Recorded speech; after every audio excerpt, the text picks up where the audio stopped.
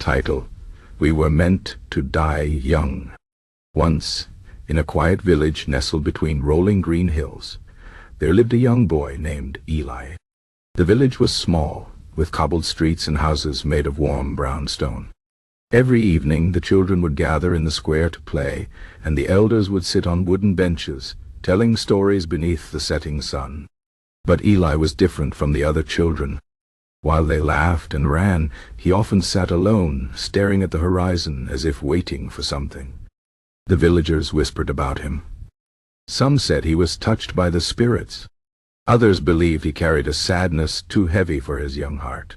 But the truth was simpler, and yet more mysterious.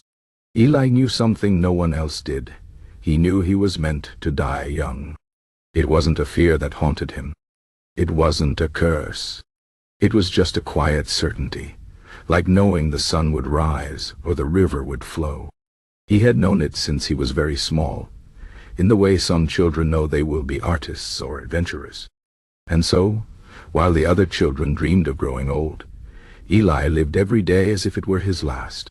One autumn evening, as the leaves turned gold and red, a traveler came to the village.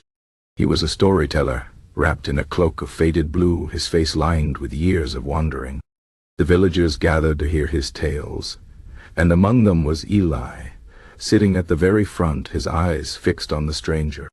The storyteller spoke of distant lands, of kings and dragons, of love and betrayal.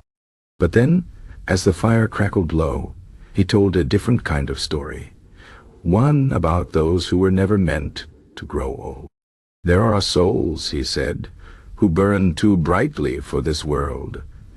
Their time is short, but their light is fierce. They come and they shine, and then they are gone, like a shooting star in the night. Eli's breath caught in his throat. The storyteller's words echoed the secret he had carried all his life. When the crowd dispersed, Eli approached the man. "You speak of those meant to die young," Eli said softly. The storyteller studied him for a long moment, then nodded. "You are one of them, aren't you?" Eli didn't answer, but the question didn't need one. The storyteller sighed. "It is not a tragedy, child. Some lives are like fire, quick, bright, and unforgettable. The world needs them just as much as it needs the slow-burning candles." From that night on, Eli stopped waiting. He stopped watching the horizon and began filling his days with everything that made his heart beat faster. He climbed the tallest trees, danced in the rain, sang at the top of his lungs. The villagers didn't understand, but they saw the joy in him, and it made them smile.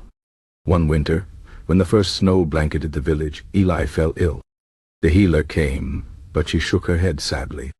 "His body is weak," she said. Eli wasn't afraid. He lay in his small bed, listening to the wind howl outside, and smiled. He had known this was coming. The villagers gathered, their faces heavy with grief. But Eli only laughed softly. "Don't be sad," he whispered.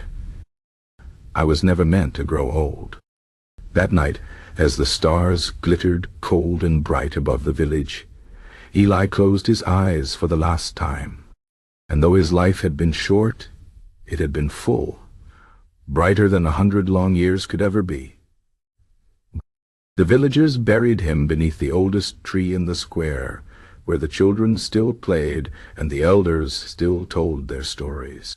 And sometimes, on clear nights, they swore they could see a new star shining, just a little brighter than the rest.